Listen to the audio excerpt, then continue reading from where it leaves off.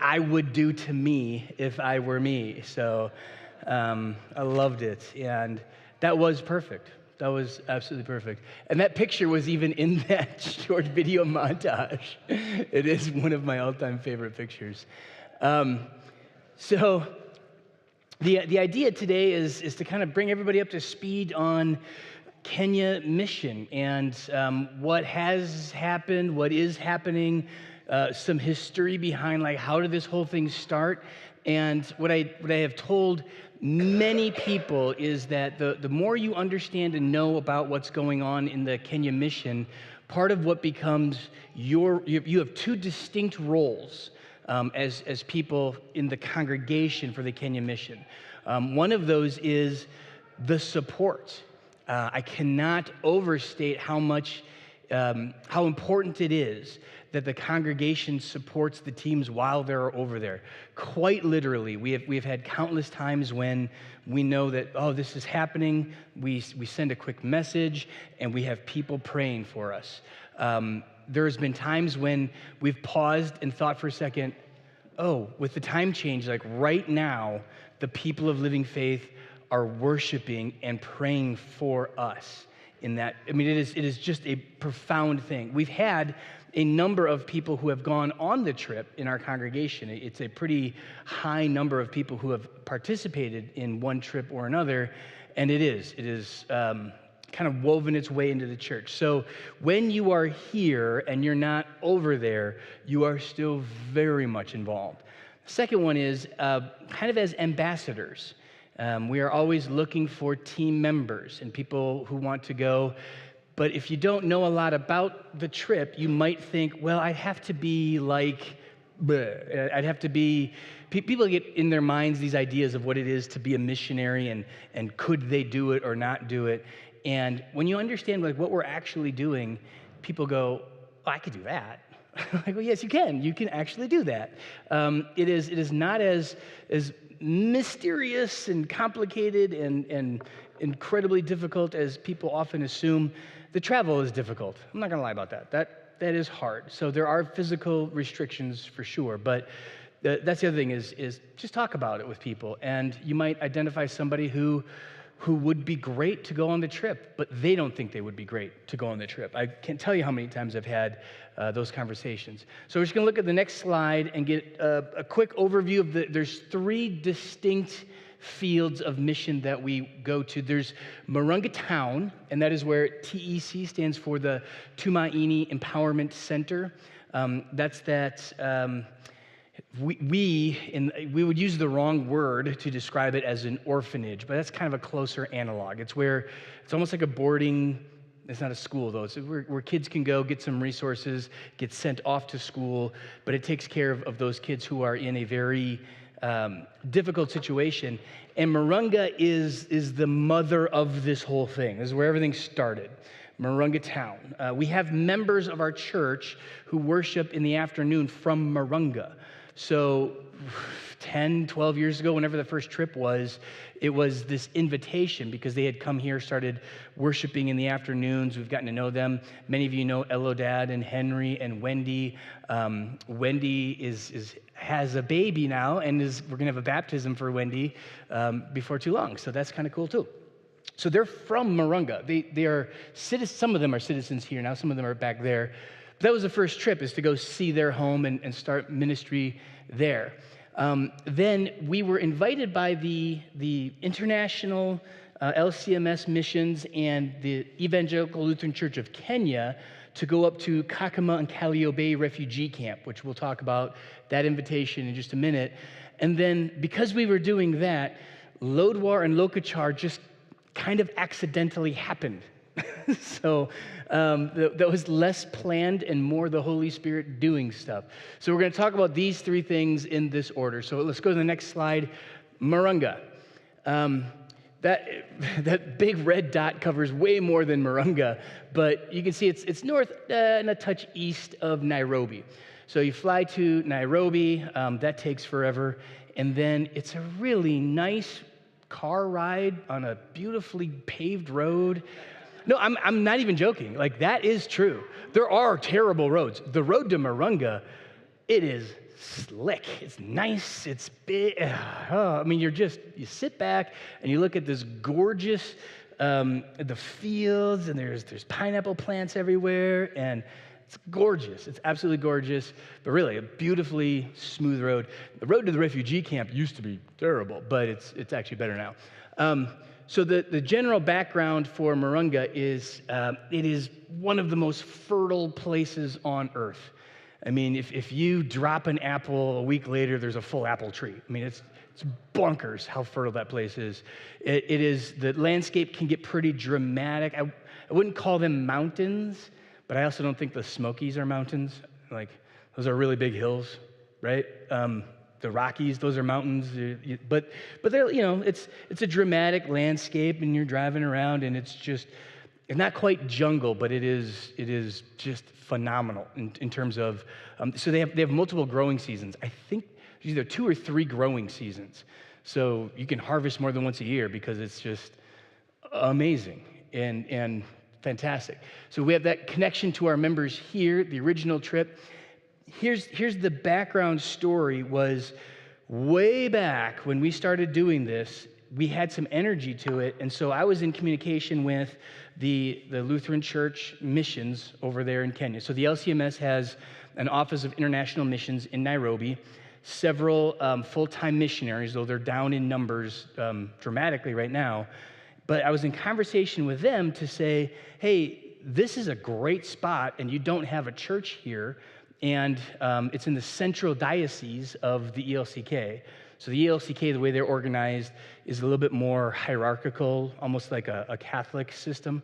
It's technically called the Episcopal system, but so they have a diocese, and it's like, this spot, we have people, there's resources available. We could have a church here, and Marunga town is like it's not a huge town, but it's like Carroll, Iowa sized. It's a big town enough, and we could have a church. Turns out there was some, ironic for today's sermon, political issues going on in the ELCK. And so there was some I don't know, is this guy the bishop or is this guy the bishop? I'm the bishop. No, I'm the bishop. So there's nothing to do with us, nothing to do with Americans, nothing to do with the LCMS. But if we were to try and assist with starting a church there, the argument would immediately be, well, is it this bishop's church or that bishop's church? So we had to kind of back burner that for a little bit. And we went not incognito. I made sure we didn't go cowboy. Everybody knew we were going. But we were going and doing mission work there, sharing the gospel, encouraging the people at the Tumaini Center and those things, but not with International Center in Nairobi, and not officially sent by the ELCK. We were going to see our friends from Clive, Iowa, and their families. So that's how that was going. While doing that, they then said, the International Missions and the ELCK said, well, would you be willing to do this other thing? We're going to talk about the other thing in just a minute. So that Central Diocese Challenge is complete. It's over. They kind of divided things up, this bishop. So as that progressed, we have identified a candidate. So one of the things that you do is you find a guy who'd be a good fit as a pastor. We, Living Faith, sponsored this guy, Peter Ndwati, to go through the seminary. He has graduated from the seminary. Their system works a little bit different, so he's going to be serving as a pastor for a while, but full ordination will come a little bit later. But Peter is ready to go, and he will be doing the hard work on the ground, starting a congregation there in Marunga, now finally after a decade of waiting for the politics of a different church denomination to sort itself out. So thanks be to God, that's happening. So that's our focus right now, is support and encouragement of Peter, the work he's going to be doing in Marunga, how all of that goes. I can tell you this, Peter is amazing. And the way in which we found him was because of the people from Living Faith who were there. So this is going to be a recurring theme, is working and getting to know the people there instead of assuming that we know what we're doing and we can do a good job at things. Usually ends up working out badly. But the people there have identified this guy, and he is I mean, he's sharp. He's so outgoing. He's great. Absolutely great. Best candidate I've seen. I mean, I put him and Nicholas in a category just apart from all the other pastors that I've met there. So let's take a look at the next slide really quick. We got a picture right there of Peter. That's me and Peter. We're sitting in a spot where got a little bit of history to it. We used to do a feeding program. Well, the Tumaini Center was doing a feeding program there, and we would go there and share the gospel. And then in the bottom right-hand corner, that's what I want you to see. Like that's fertile, but a little bit different, isn't it, Simonson, from what we were seeing up in Lodore and Lokachar. Banana trees everywhere, mangoes. You're walking around and there's just avocados laying on the ground everywhere. And I mean, it is absolutely an abundant, amazing place.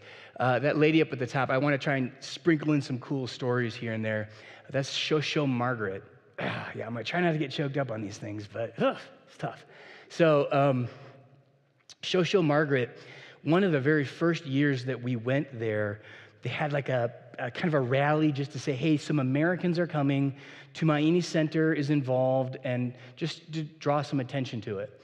And so they had a band, sort of like an MC and kids, games and stuff, and I went and I was there. So Shosho Margaret, her grandkids were at the center. And what that means is, I believe her daughter and her son had both passed away, and they were trying to find a place for these kids, and they just, the best place that they could end up is at Shosho's place. And it's a good distance from where the center is.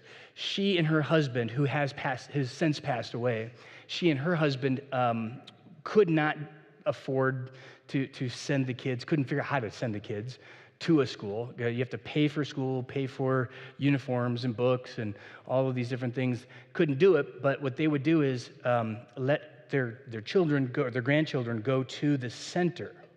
So they trusted the center, and the center and their resources could get those kids into different schools. And they do have boarding school systems in Kenya.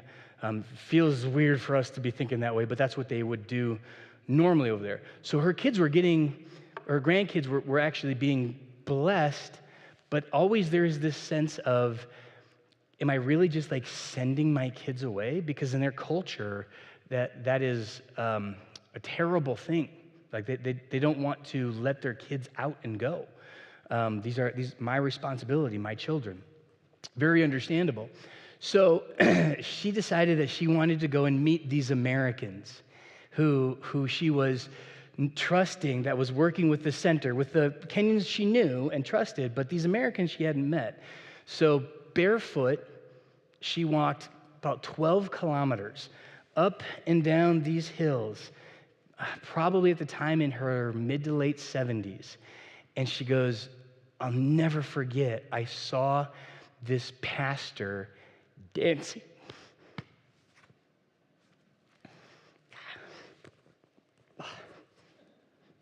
Put the hardest one first. And I didn't know this until the next year.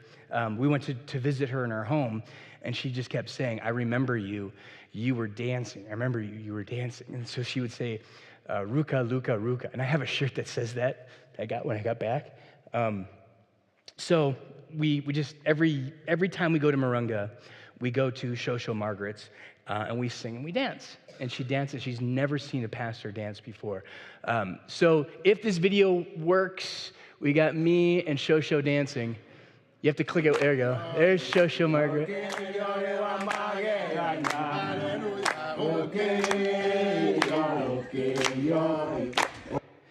So a couple years ago, I was also able to show her as far as I know, the only picture of her husband before he passed away, because I took a picture of me and him, and the three of us had several pictures, and it dawned on me, because we had gotten back, and he had passed away, and I said, oh, I have a picture on my phone. So I sat with her and showed her a picture of her husband, and she'd never seen one before. So that was pretty cool. This is in Marunga. That is, in Marunga, there is an area where there's a lot of Muslims, and this man is Muslim. I had a great conversation with him. Not here to tell you that I converted him, but it was a great conversation. and started building those inroads into a different population in terms of who hears the gospel. Top right, that is the team for that year. You'll see Brian Gentry kind of in the front. I wanted to make sure and get him in a couple of these because he is entering into the SMP program. He's in the final stages of application for that, and he's going to have a lot of connection to these ministries and missions. And one of the biggest things is just keeping a handle on all of these things that are going on because, man, there's a lot.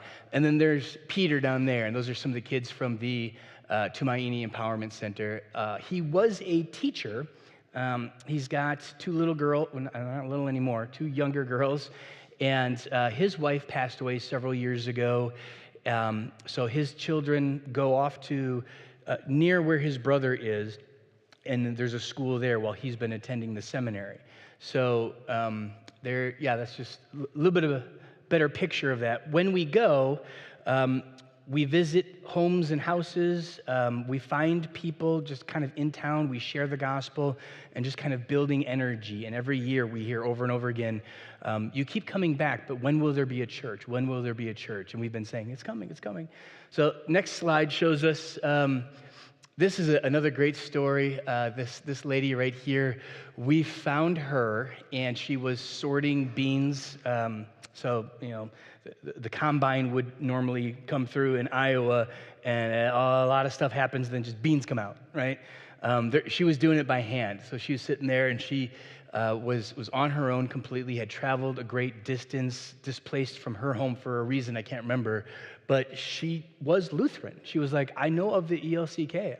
I attended a church where I was. When will there be a Lutheran church here? And we were like, I got good news for you. We're working on it. So I just thought I'd toss it in. And we just found her as we're walking through the streets, and whoop, there she is. So Peter follows up. That's another important thing. It's why you need somebody there. So I don't know her situation. Peter does. So this is how we kind of get our inroads into it. It is not a good thing for a church to send just a short-term mission team to do some stuff and then be like, all right, we're never going to see you again. You do more harm than good. You don't build relationships and such. So, and then that lady right there, she was an interesting one too. Muslim, and shared the gospel with her, and she was I think probably in a position where she wanted to come and hear more. She was ready to hear more and believe in Jesus, but there's the social pressure of it all. And so we have more work to do to just put ourselves in a position where the Muslim community doesn't see the gospel as a threat to their social. So the reason I love this picture is it gives a good idea of kind of housing. So there's I don't know, an alleyway here, but these are homes, and they're wooden / wood caked with mud, and so we would see this as, you and I might make a quick judgment and think that is poor living conditions. But if you jumped in a time machine and you went back 150 years, 200 years, your grandparents probably lived in a sod house, right? Or a log cabin somewhere, and it's the same. It's just they're behind in terms of development, but that's where we were. So it's same, I think. So that's actually not. That's a middle-class sort of living in Kenya, and she's doing okay, but the pressure of hearing the gospel was a little bit too much for her in terms of she wasn't willing to come and hear more. Next slide is just a nice big picture overall look at the Tumaini Center. So that's what the center looks like. In there are beds and a gathering room. There's a kitchen. The idea being it's not exactly the place where you have to go and stay, but you might need to stay there. You might need to stay there for a couple of nights a week, and that might just be the way it is. It might be that they organize people to go and find these kids and get them to school, and they stay at school other than the breaks when they come home. But we go there, and we have just a great time with the kids and encourage the people who are working at the Tumaini Center. The Tumaini Center and Sandy have developed a relationship. So that means Tumaini Center Sandy and the ELC. So the ELC has picked up a lot of the leadership and energy towards the Marunga mission. They're so close, not always in terms of age, because some of the kids at the center are going to be older than the kids in the ELC, but still this common ground of the gospel, education, caring for children and families. It is this beautiful connection. So when Sandy goes to Kenya, she is in Marunga, and she is sort of our ambassador, our ombudsman, I don't know, just picking vocabulary words at this point, but it works well. So she and Peter are going to be joining in their efforts towards church, Tumaini Center, connection and relationship. So that's kind of the Marunga. As always, just feel free to shout questions, get my attention, and ask. This isn't like, hey, my time only to talk. If you have any questions about that. So that's what we have been doing there. Let's go to the next one and look at the refugee camps. And the refugee camps, challenge accepted. So we've been sending teams, and we'd gotten onto the radar screen of the international missions in Nairobi, and they kind of identified and said, Living Faith gets it. Living Faith understands that this is not a go to Kenya to do a feel-good mission where I give people a bunch of things and then I feel better and I leave and I don't come back, and actually giving people all these things has caused them great harm. So not every church can get their head around this idea of how we do mission and how it works. So they said, hey, there is a refugee camp up in way northwest Kenya that we've never had a team go into. There are some churches there. Those churches tend to have just kind of sprung up because the refugees themselves from all over the place organize and go, all right, here's a church.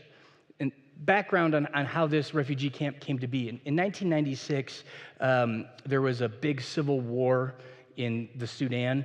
There used to be just Sudan, and now there's Sudan, South Sudan. So as a part of that, there were refugees. And the UNHCR says, we have refugees, who is willing to take the refugees, and then the funding comes from the UNHCR. So the UN says, here's a pile of money, and Kenya raised their hand and said, we'll take them and we'll put them in a real nice spot. And that is said with jest, with lots of not truth. So there's this spot, and many of them were, by the way, you're not going to hear in this presentation horror stories, poverty, all that kind of stuff. Yes, we do see it. We experience it while we're there, but that isn't, it's not the point of the trip. So in terrible situations and circumstances, they walk to flee to find UN trucks and are carted to this refugee camp, where they are given a tiny postage stamp piece of land and basically a Tyvek kind of house. It's maybe, I don't know, probably 10, 12 foot wide by 20 foot long with a tin roof over the top of it. And that's kind of all they're really given. And then they get a monthly stipend of food, a monthly stipend of charcoal, and there's water. There's boreholes that are dug, and so once or twice a day, depending on where you are in the camp, they just turn the water on. So we also learned that 9 a.m. is not the time to do mission work, because the women have to be at the well to get there, because they give 1 or 2 jerry cans of water. They got to be there to get their water, and you can't get in the way of that. So they turn the water on, you get your water, and then that's it. They do have schools available for the kids. The kids get to go to school, but they're not really citizens of Kenya, so they're not allowed to just leave the camp. There's ways that they can get passes to go, which we're going to talk about in a minute. So they can leave for a time, but they've got to get back. If they do really well in school, they may apply for and win the lottery to go to university, maybe in Nairobi, but they have to have a connection there, because you can't just show up in Nairobi and go, I'm here for school. Like, you have to know somebody to stay there and that sort of a thing. So the refugee camp is really tough. It's really tough living conditions.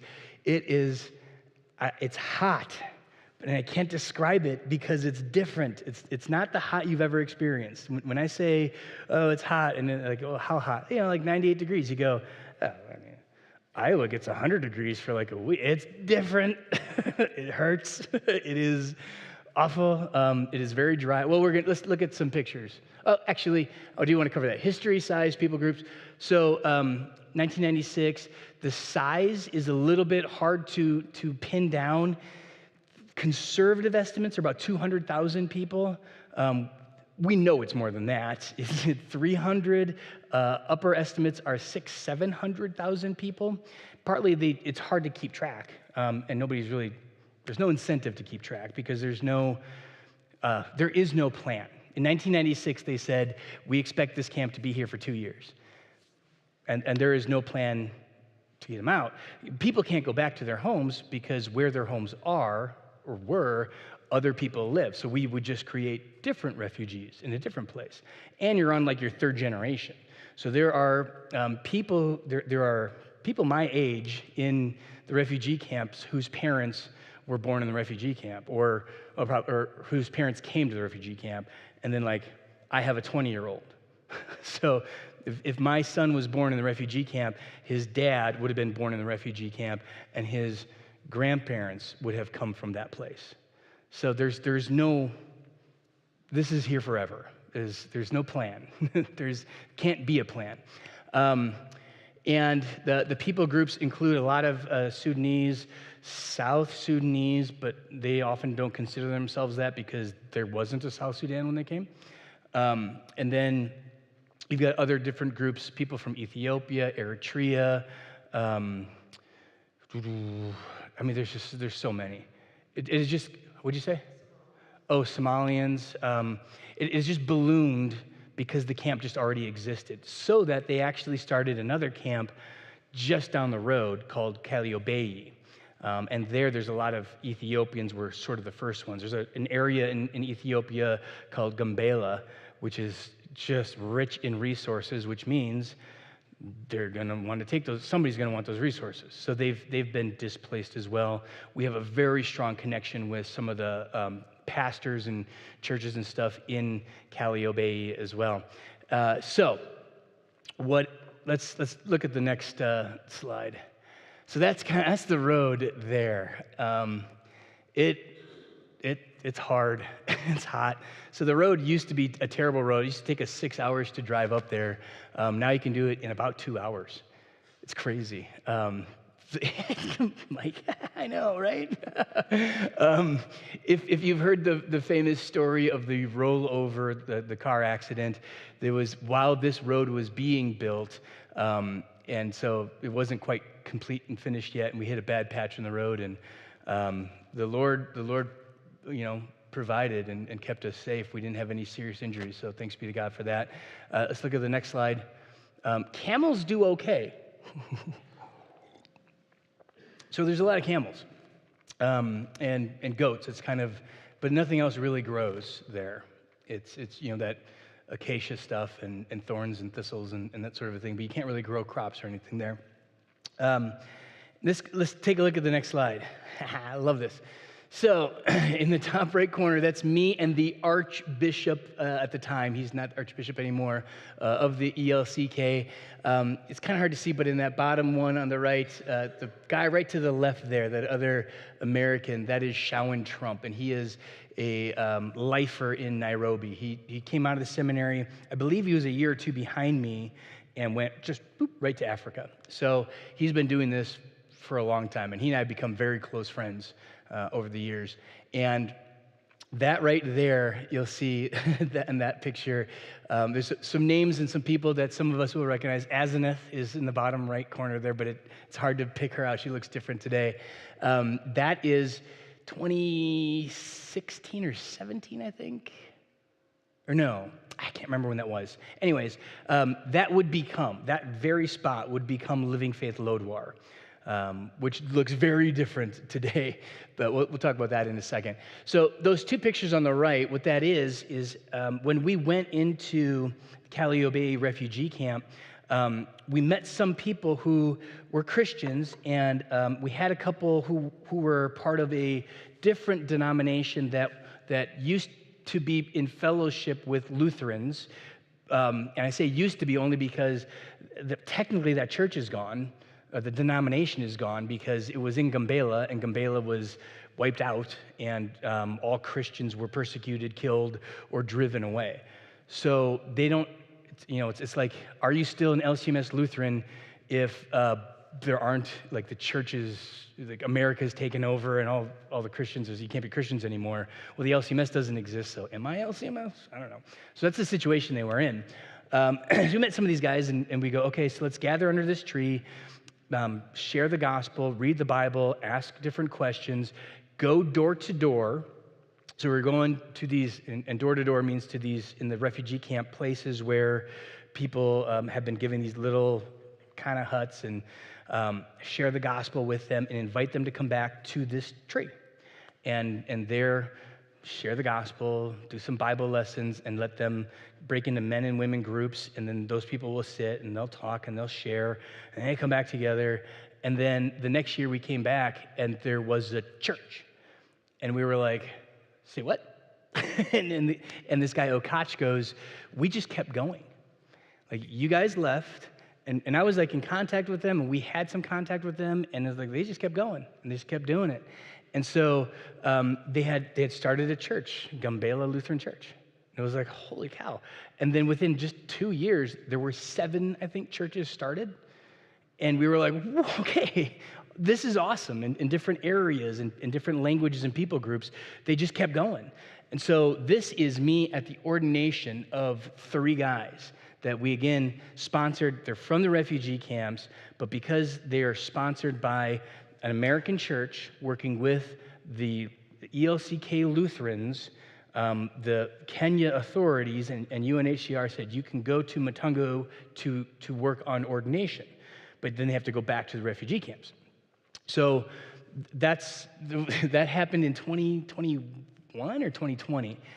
And if you remember, that right at the height of COVID, and it was this crazy trip where I couldn't, in good conscience, invite anybody to go with, because I was like, I said to Joni, like, I might be there for 3 months. I don't know. Like, if I get there and then it's like, oh, COVID flare up and they shut the whole country down. So we prayed about it. We figured it out, and I said, we'll be good. But yeah, so it was a 7-day trip. I literally didn't stop traveling. I got on a plane and another plane and another plane and a car and a car and a plane and a plane, and I was home. That was it. I was in the refugee camps for not 24 hours. Let's look at the next picture. And this is just another, like, it's hard to really get the scope. There's so many people, and this is inside the compound of the Gambela Lutheran Church, and those are Shawan's little boys right there. And the sponsorship came from the LCMS. I think some American dollars were involved too, but this big dinner and feast for this ordination, it was a huge deal. There was probably 250, 300 people there. It was phenomenal. So that is the refugee camps. There's been some challenges in the refugee camps starting back in June. Some different people groups were kind of fighting each other back home, but then also that spills over into the refugee camps. And because of that, we couldn't go into the refugee camps. People ask all the time, like, is it safe? And I say it's safe in the same way going to the Shedd Aquarium in Chicago is safe. Right? I go there, I take my kids there. There's times I wouldn't go there, like at night. And there are paths that I wouldn't take to get there through Chicago or Gary, Indiana, but you can go to the Shedd Aquarium. You're safe. Really, the problem with us going into the refugee camps is because of all of this turmoil and things are just kind of crazy. If a team of Americans went to the Lutheran Church of Gambela, we just paint a target on them. And they had everything looted. Everything you see there is gone. They just have bare tin walls, the floor, and all the chairs, all the sound system that they had, all the books, Bibles, papers, everything has been looted, all the kitchen stuff, because in this compound they had a whole building that's set aside just to cook, the little a small building for the kids to go into for like Sunday school kind of stuff. All of that is gone. So if we were to go to there, man, and we would never do this, but hypothetically we bring them replacement stuff, not only gone, but probably people injured or hurt bad. So we couldn't go up. What we were able to do on this last trip is invite them down. We're going to talk about that in just a minute. So let's look at the next one. Oh, we got a video. I'm sorry, this is a video. Yeah, that's right. We got that.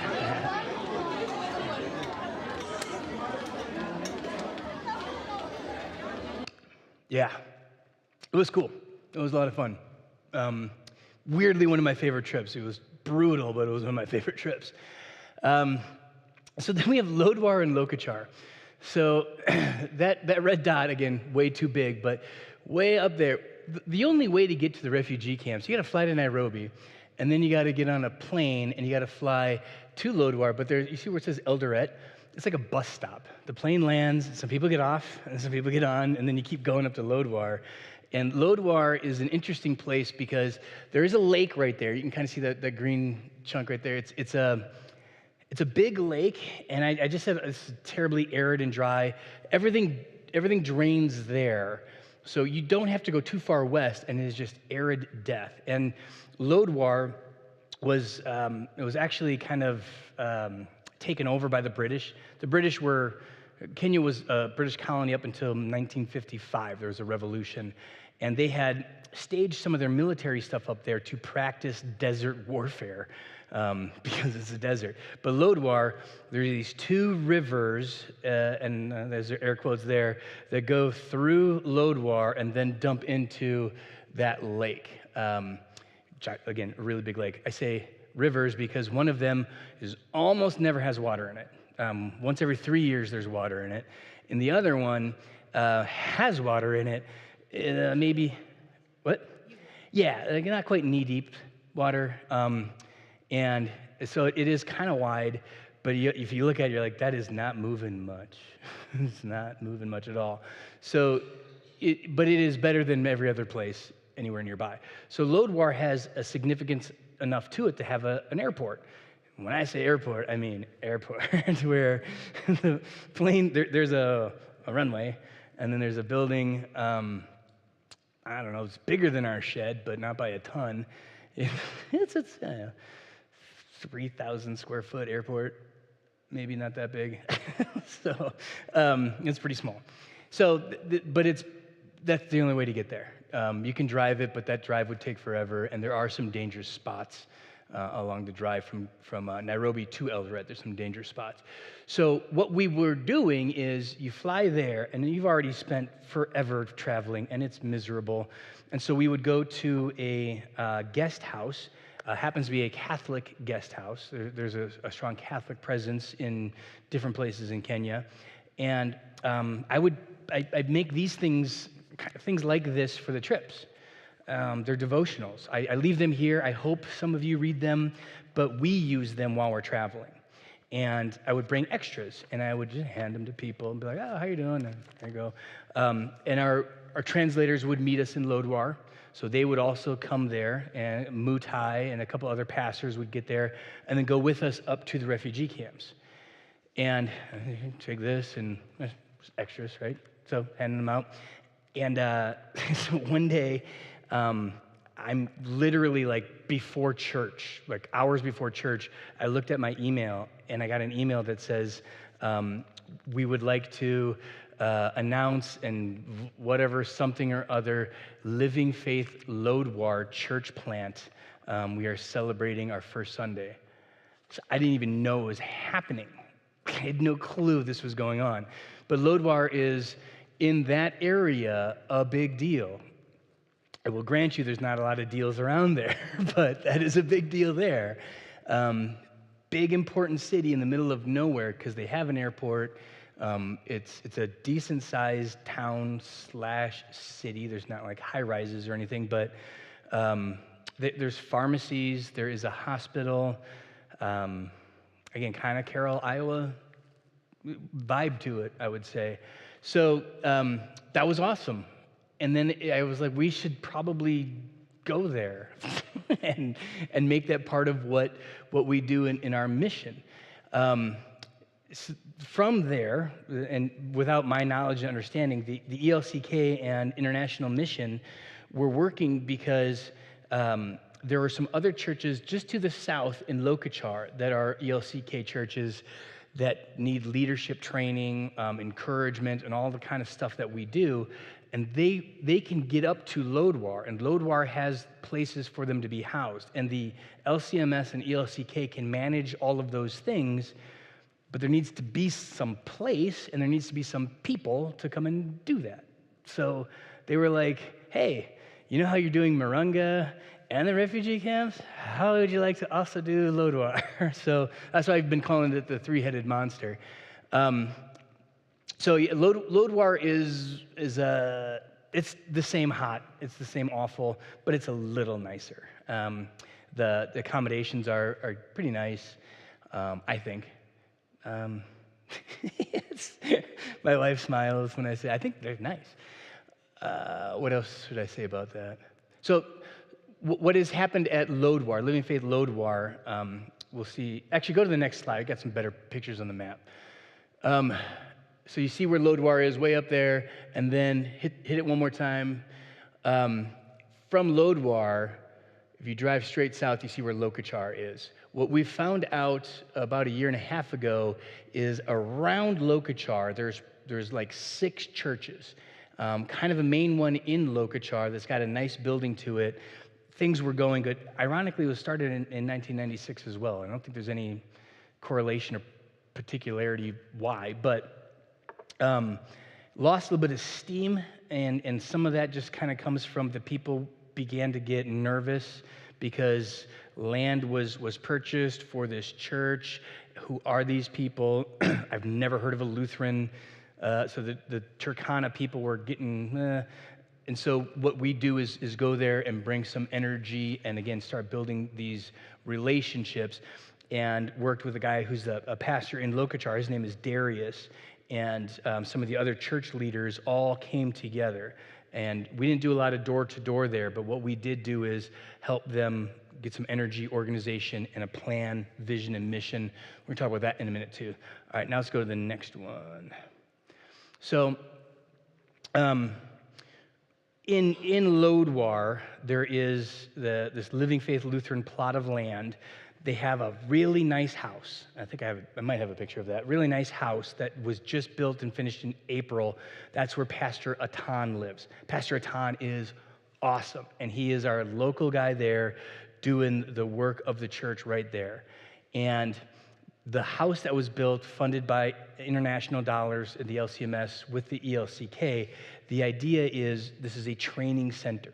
So they're going to be pulling people from the Lokachar area, different men who've been identified as good candidates for pastoral ministry, women for deaconess programs, but also training in just how to do church, how should this go, et cetera, et cetera. That's intended to all happen there. Next step will be to build bathrooms. It's different, just restroom facilities, we'll call it that. And then a church building. And there is actually a reason to go in that particular order. That sounds like a weird order, but it's the right order. But again, that's why we do this. So I'm going to pivot just a little bit. That's like the history.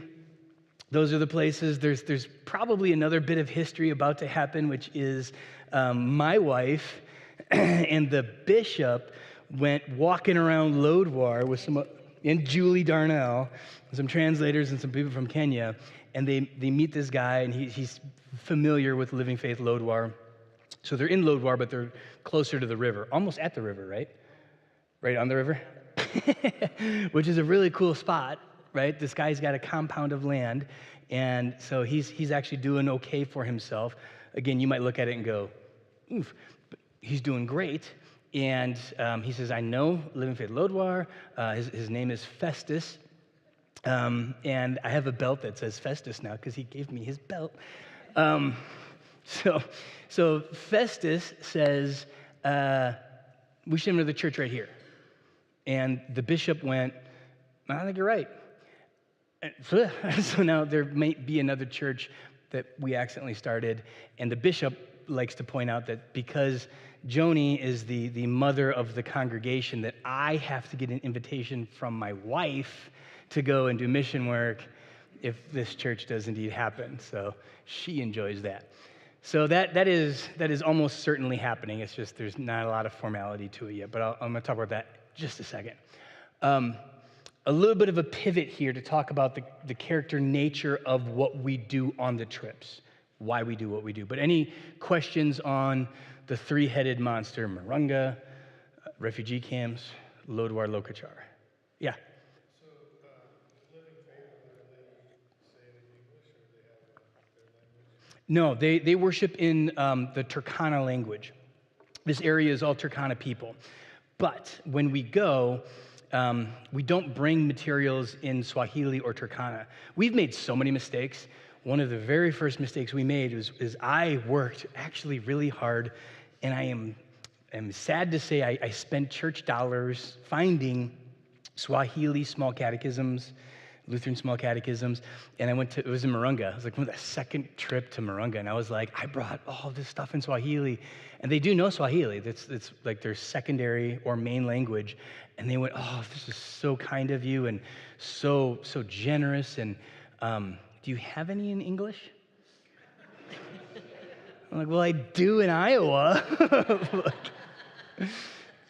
They want to learn English. They don't have books. So you give them an English small catechism, and now they're learning some English in school, and now they got something to practice, and it's the small catechism, and I'm a dum-dum. Not anymore. I was a dum-dum. I've gotten better. So generally speaking, it's Turkana. They do a lot of translating. Atan is a pretty good translator, and a handful of other people. But that again, like just being a translator is a great job. It's a good gig. It's a good question. Yes. Missionaries that are full-time. COVID really did a number on the LCMS foreign missions. People who were real sure and certain that they were full into this just didn't have that same idea when COVID hit and Nairobi shut off. And they were like, if you were outside of Nairobi when they shut it down, it was like, sorry, you can't come into Nairobi. If you were in Nairobi when they shut it down, they're like, sorry, you can't leave Nairobi. And how long is that going to happen? So people went, huh. So when it was all kind of said and done, there was a lot of retirements, and people shifted. But we have full-time, I know for American missionaries, we've got Shawan and his family. Shara Cunningham, who is going to be here the 31st of October, but I don't know if she's going to do presentations. That's a Wednesday, right? Yeah. It's a Thursday or something like that. But then she's going to drive somewhere. But then she's coming back, and then we're going to maybe have some time for her to present and talk a little bit. Shara was born in the Caribbean, but I forget which island. I don't remember. But her mom lives in Florida. Her brother's down there too. So she's American, but married a guy from Nairobi. She's been doing mission work in Africa for probably 20 years, something like that, maybe longer. So she and her husband are full-time. Michael's not a missionary. Michael's a tech dork who went to Stanford or Cal. I think it was Cal, yeah. So, yeah, he's Kenyan. He's super smart. So they're going to be here. That's going to be fun. You guys, some of you have met them. You'll get to see them again.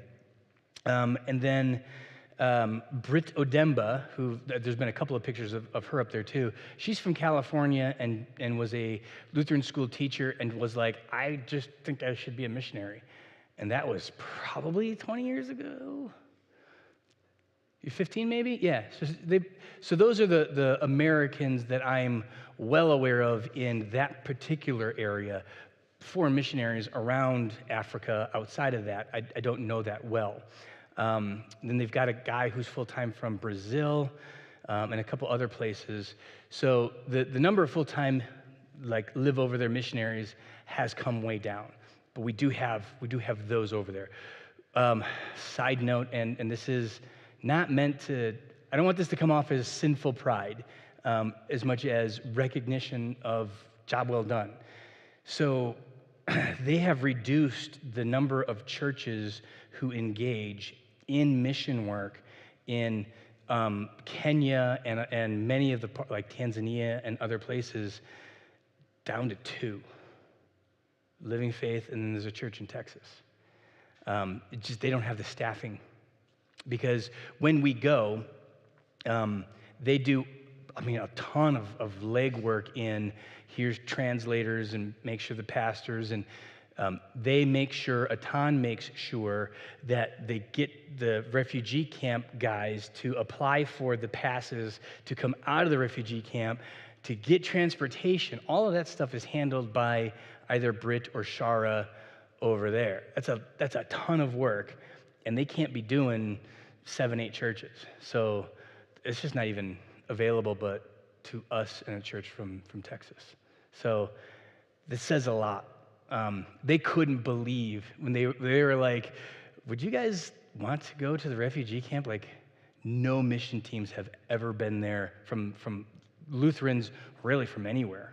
This was back in the day. Nobody was going. And I was like, I bet I can talk some people into going. Like, I got some stupid members who will go.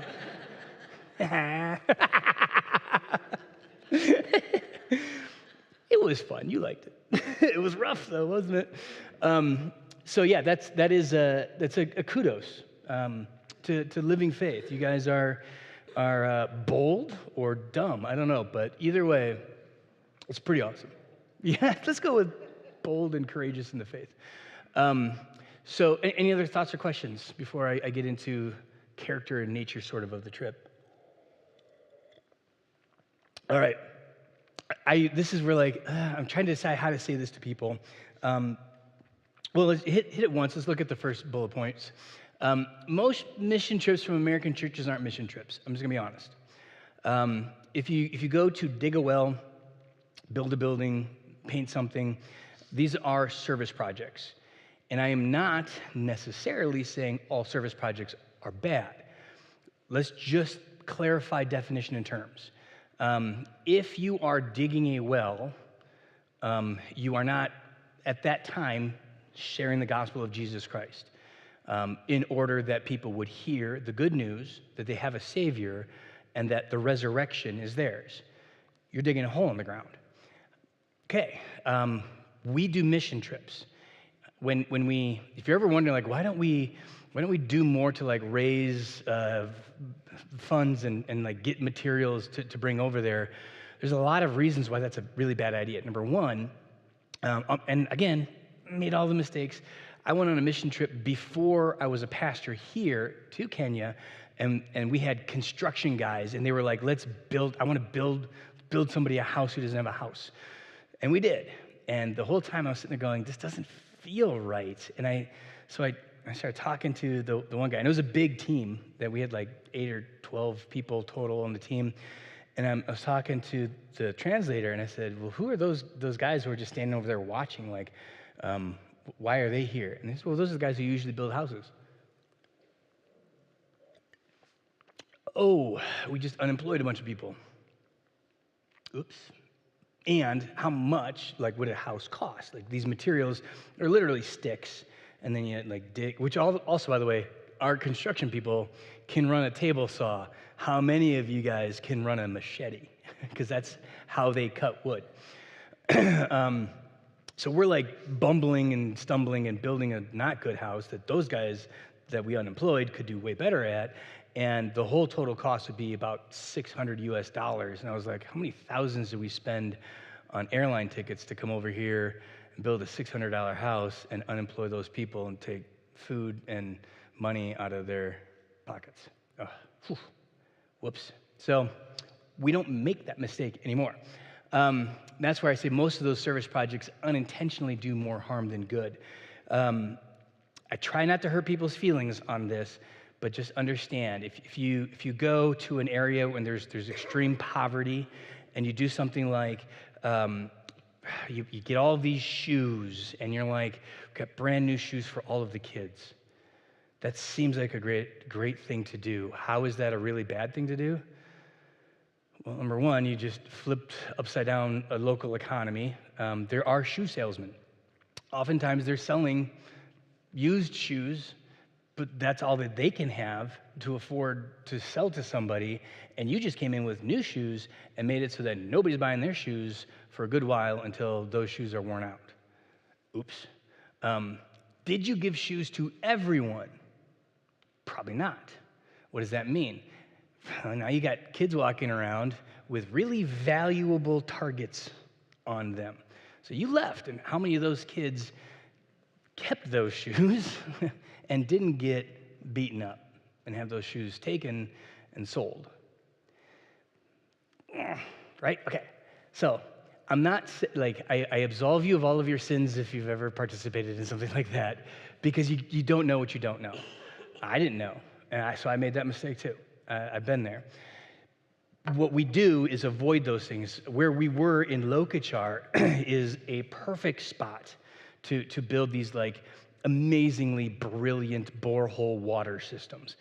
It's like the surveyor comes in, they figure out what their water table is, they go down, it's like either 40 feet or 80 feet or something like that. It's totally doable. And remember, very dry. Like when we were there, we were talking, and the guy was trying to describe when the rainy season is. Like sometimes it's in May, June, occasionally a little bit in October, but every 3 years, not like every year. So they bore the hole down, and then you hit water, and they got a pump. The pump is run by a big solar panel into a big water jug at the top. So they pump the water up during the day, and it sits there, and then they can sell water. There's access to water. It's a wonderful thing. If we did that at the church property in Lokachar, I'd give it 2 weeks. And in 2 weeks, we'd have a dismantled well, parts stolen, and probably maybe a couple people dead. So no, that's not what we're doing. If over time there's enough relationship built, it is possible that the people will go, these are good people. Lutherans are good. And Lutherans are invested in the community and want what is good. That well they just dug, we want to protect that because it's beneficial for all of us. We can get there. And by the way, those wells, probably $2,000, maybe $5,000. Some people I know who could just write a check, and it could happen, but if we did that, more harm than good. All right, hit it again. Many individuals who want to participate are self-interested. This is hard too. If you want to do that, you're probably doing so out of a sense of guilt or something that you're trying to, well, hit it one more time. I think the next one I say better. If you give to someone in need because you feel bad so that you can feel good, you solved your problem. You solved your I feel bad problem. And that's honestly why we tend to, when we are compelled, if somebody is panhandling and we give to them, really what we're doing is solving a lot of our own problems. I feel like I just saw, and there were kids, and now I feel better because what could you do? You could pull your car over, get out, and introduce yourself. You could start a conversation, understand how we got here. Is there a substance abuse problem? Or is it not substance abuse, it is just that hard times, medical bills, or whatever that is. Okay, well, could you then try and find some resources in Des Moines that could maybe assist with that? Some lawyers who do some pro bono work to try and reduce any of the medical things, bills and stuff from hospitals. Could you work with a local shelter to try and get this family in? Could you do all of those things? Yes. Well, here's why you don't. No, I said it that way for a reason. You ain't got the time. You ain't got the time. And giving $20 quick solves your time problem, which I understand. I do. Just understand that may not actually be the best thing, because in doing that, you may be building dependency.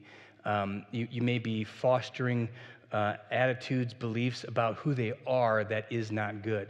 So one of the reasons why we do the Give Dignity program, and this is such a powerful thing, is and I did some work I had forgotten I did this back in the seminary. I worked with the inner city East St. Louis church. It was rough. And there was some of these, like the church had this thing where the rich people in rich churches in the suburbs would give gifts, give presents. And I watched as dads and moms would get these gifts and then give them to their kids. So what I was watching is kids learning that when I grow up, I'm going to be like my mom and dad, and people are going to give. And if and when they don't, those are bad people. And if they're Christians who do, then those are just bad Christians, or Christians are bad. And I'm a receiver. I'm not good enough to ever get out of this, because my parents couldn't, their parents couldn't. So that's who I am. I'm a person who needs charity. I need to be given to. That's why it's called Give Dignity. Brand new gifts for a little bit of money. So mom and dad can say, I bought this at a store. That is powerful. Truly powerful.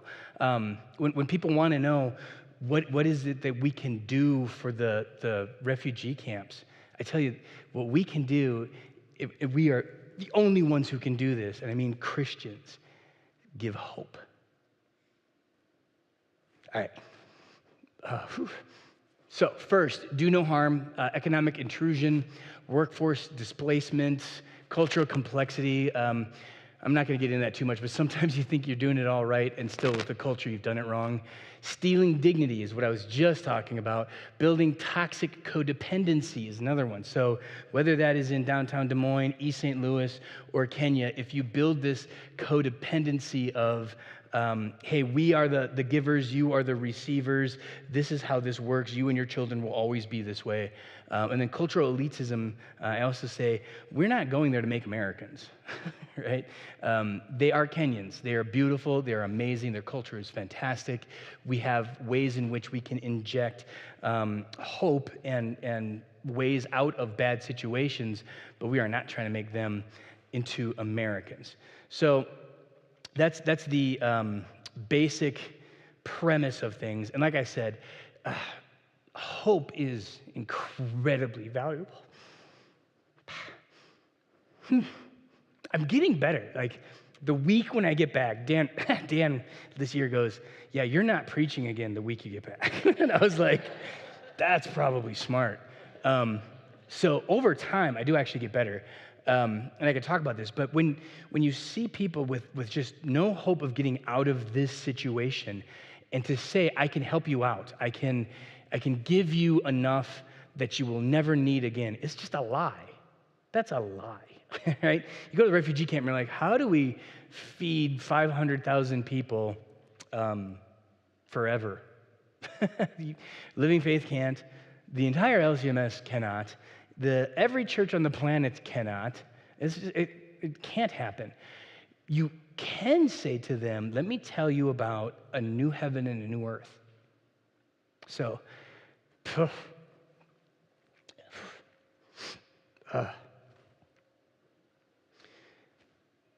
if you want to know why, like the resurrection is my soapbox, that's why. When you say to people, you don't have to work, you don't have to earn, is a free gift. Well, I mean, Peter and John went to pray. They met a lame man on the way. He held out his palm. He asked for an alm, and this is what Peter did say. Silver and gold have I none, but what I have I give to thee. And he says, in the name of Jesus Christ, rise up and walk. So that's what we do. But miraculous healings don't happen all the time. But what does happen is a miraculous healing at the resurrection. So yeah, if you come across somebody in a refugee camp, there's no promise that God is going to work through you in your prayer to give them a miraculous healing or feed them. And even if he did, they would still die.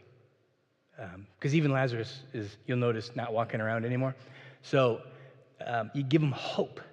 and the hope is the resurrection. So, this is why I love the church so much. It's the only hope for the world. All right, let's look at the next one. So what do we do? So we meet with the church leaders. Oftentimes we have to give them just a roadmap. So we've been doing this church thing for 250 years in Iowa, right? So we have a lot of answers to questions that their church has been around for 25 years, hasn't figured out yet. So good news, we have all of the stuff that we need. We go door to door. There's just this, like, many people have never seen a white person before. Americans are legendary, so they just want to come and see. I used to ask on this last trip, I would say of Simonson, I would go, come and see a Mzungu white guy like you've never seen before. He's tall, he's big, hair white as snow, pulled back into a ponytail. And they looked at me like I was lying. And then they'd be like, huh? I was like, right, I know. So to just show up, I preached a sermon on that, just a couple weeks ago, just showing up and being like, we are inviting you, they think that's amazing.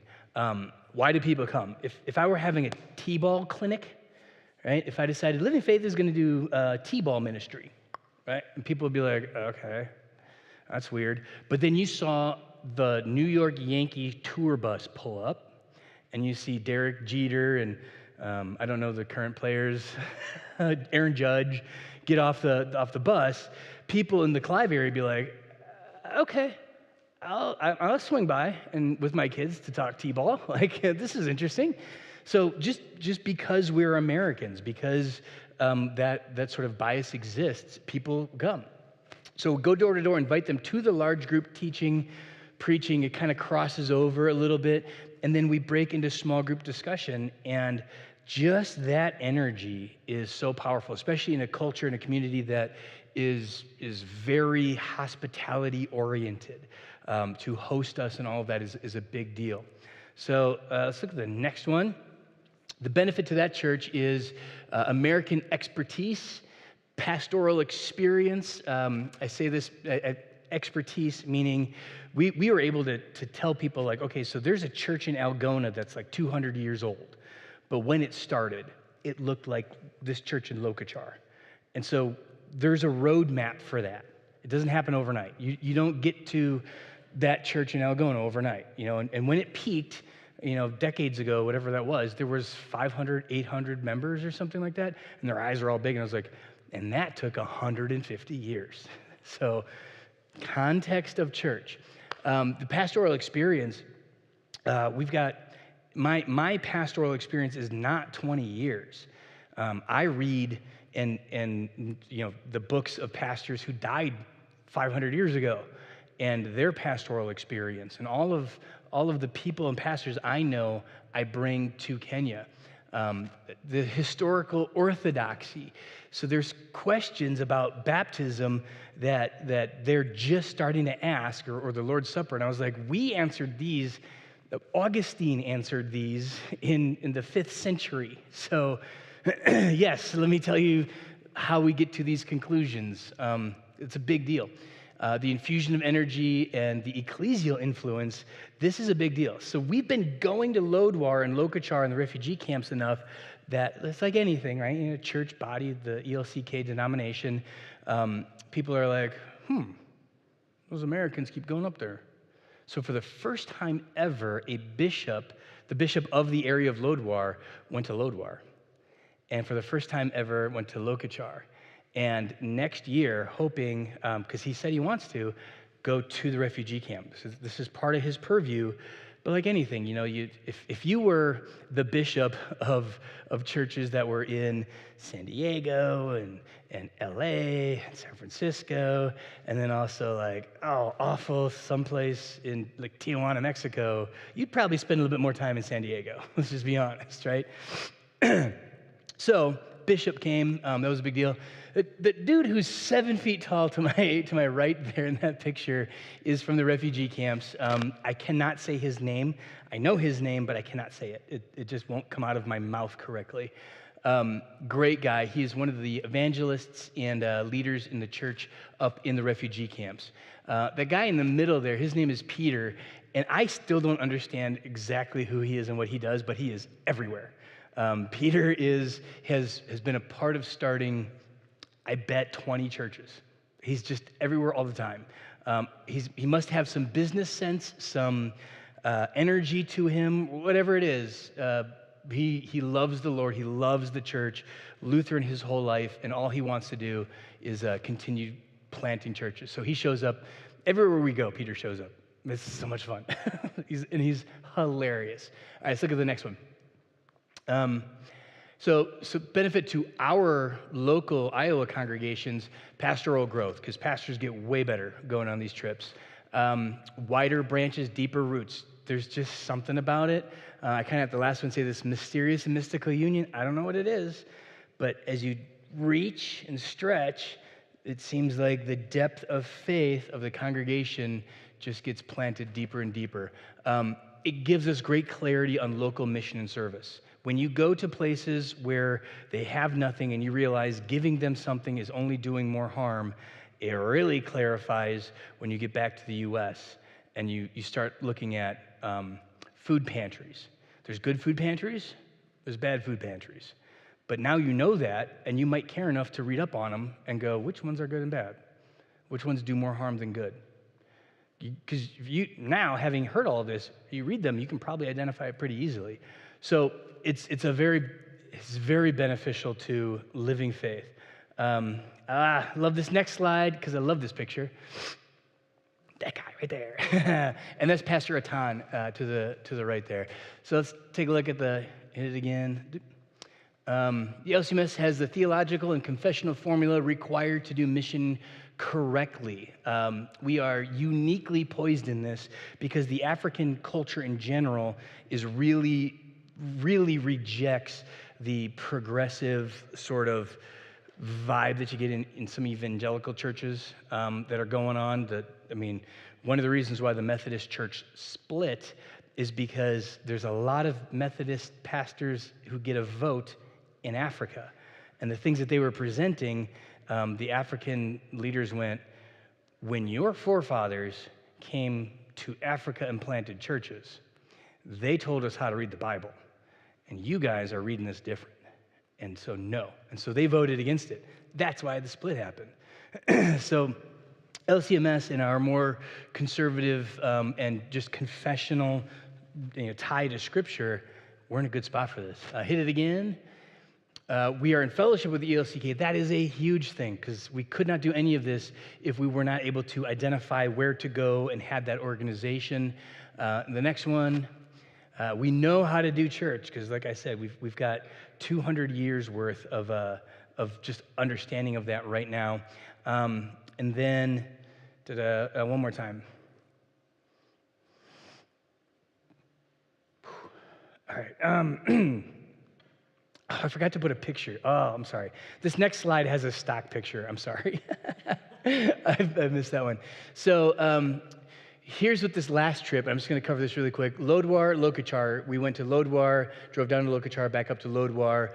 The refugee leadership came down. And let's look at the next slide. This is the last one.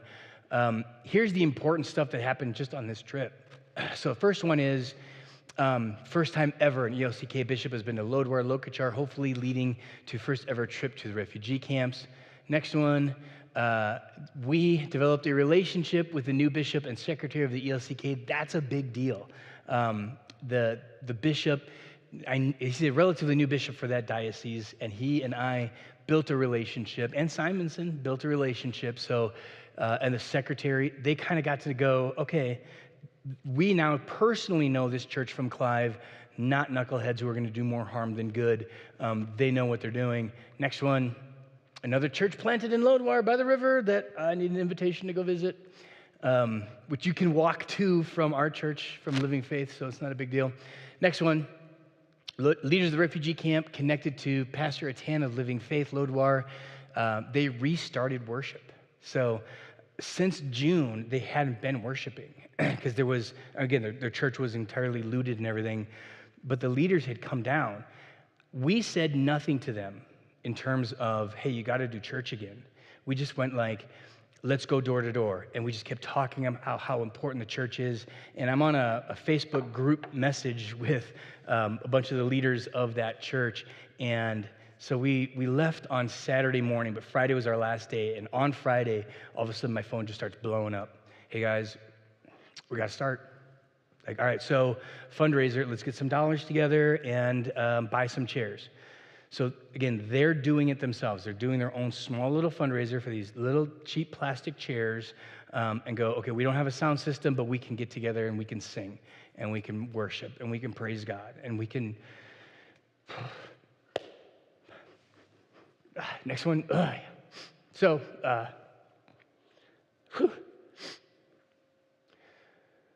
so Lokachar is, I said from 1880s Iowa, meaning I think they get it, and I think they see the general path forward is laid out in front of them, how they need to grind, get to work, build up the body of believers, and just get a system of discipleship and evangelism going and get into the community. And then the last one, there's a plan for Lokachar Church and Living Faith Lodwar. So it's this last trip felt like it was 5 trips in one trip. We were like, I hate to say efficient, but it's because we've gone so many times, and it's because, I've met Darius 3 or 4 times, but I'd never been to his church in Lokachar.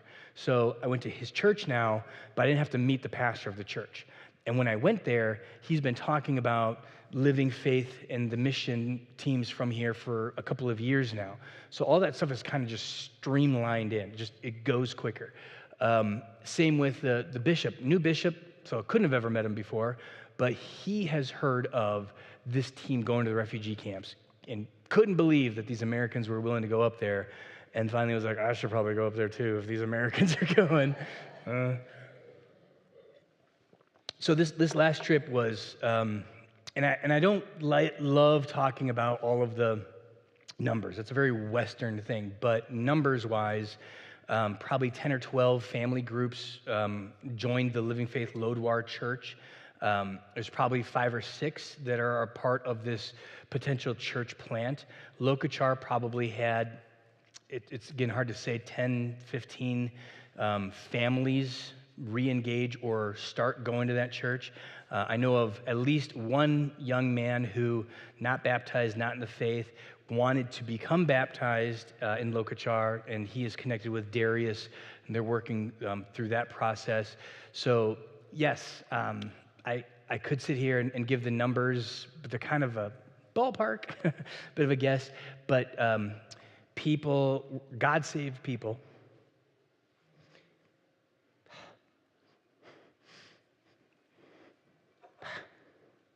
still not all the way back. Yeah, so that's why I get so emotional on these things, is because, man, it's so powerful in the right ways. And I can sit around and talk about, we gave out this many sandwiches for people who are now hungry again. I'm going to talk about people that,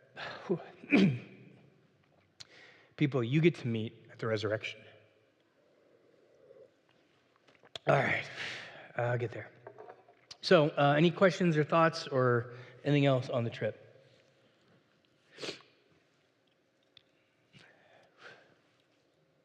I'll be able to talk about this way easier in like 3 weeks. Yeah, didn't help today, by the way. All you guys being all, we love you.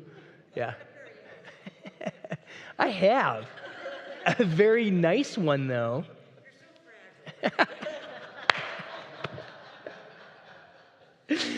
Maybe the first time anybody's described me as fragile, but I do enjoy it, yeah.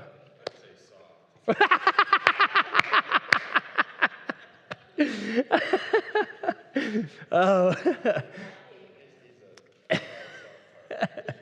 I do have a soft heart. I love the church and I love people, and this church is, or this mission is all about church and all about people, and those are the things. So yes, Joanne.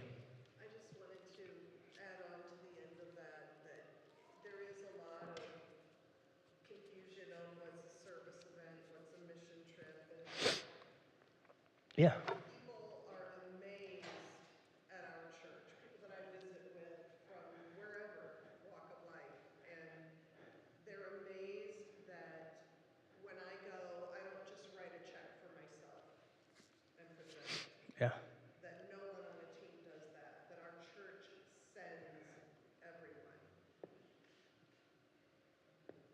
Gotcha. And I'm not sure that we say thank you enough, those people that go. Thank you so much for changing my life, my family's life, for changing lives of the people there. You are there. You are not physically there, you are still there. And I also want to say that the people who the different teams have formed relationships with, they don't ask for anything. We leave, the one thing they ask for Yeah.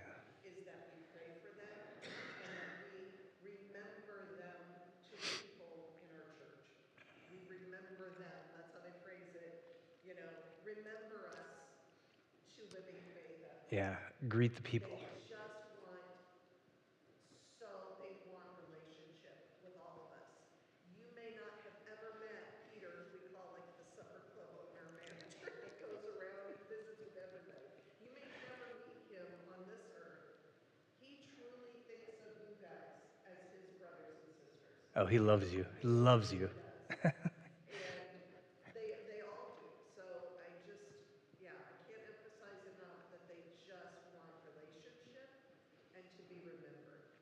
And thank you from the bottom of their hearts and anyone who's had the opportunity to go, that you foster that here. Yeah, it means everything. Just when we say we remember you, when I return and I say, yeah, I showed your pictures to the people in America. They're like, people in America have seen our face and they know we exist. Imagine a life where nobody knows you exist. Some of you kind of feel that way sometimes. Everybody kind of feels that way sometimes. But really, truly, there are some people just actually, and it's not just over there. Let's be real honest and clear. I just heard about a story in Des Moines where there was almost certainly a drug overdose. There's a house somewhere in Des Moines where the people in the house, it's a known drug house to the police, and there was they went to check on this woman because she didn't come out of her room for a while, and she had died. So what did they do? They put her on the sidewalk and then locked the doors and left her. And I thought, that's somebody right there who died completely alone and people didn't notice. So that happens in Des Moines, but that is the same message of hope we could give to them.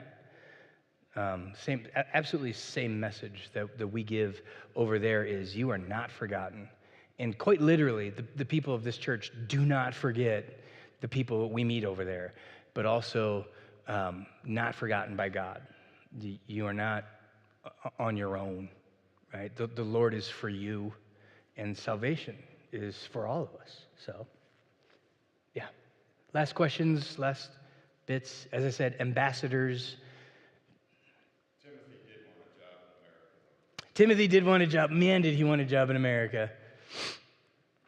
Yeah, and sometimes it's even hard to explain because it's so remote. Saying things like, I kept saying to him, I can't just take you. Like, even if I just could conjure up a plane ticket, passport, and he doesn't know what a passport is. And your government gives the passport, and he's like, Some people where we go, they say when you go back to Kenya, they don't even really have the full concept that they are Kenyans. They're the Turkana people. That's what they are. And it's so far away from anything that matters in terms of Nairobi and politics. And they're like, they've never voted in their whole lives because where would you vote? Like, just saying that to the people who were in Locatrial, like, where would you go to vote? Is that camel where I go to vote? Or is that camel? Like, which camel do I go to? There's nothing there. Like, how do you vote? So, and the people in the refugee camps, they're not Kenyans. They're not really, Somalian or Sudanese because they've never lived in that place, and that place wouldn't recognize them. So when you're born there, they give you a Kenyan birth certificate that says you are not Kenyan. That's useful. So, yeah. Well, yeah, there's no, they're not forgotten. And we're the ones who tell them that. So, that's good. All right, quick prayer and then we're out of here. Thank you guys for staying so long. Heavenly Father, I thank you for just an incredible trip this year, but every year, and how you have shaped and formed me and this congregation by way of the great hope of the resurrection that we share both far and near. That hope that we, each and every one of us has, that hope that is a gift from you. So thank you for this congregation, for churches around the world, and for just an opportunity to be a part of this incredible, hope-filled, glorious, gracious, amazing thing. Amen.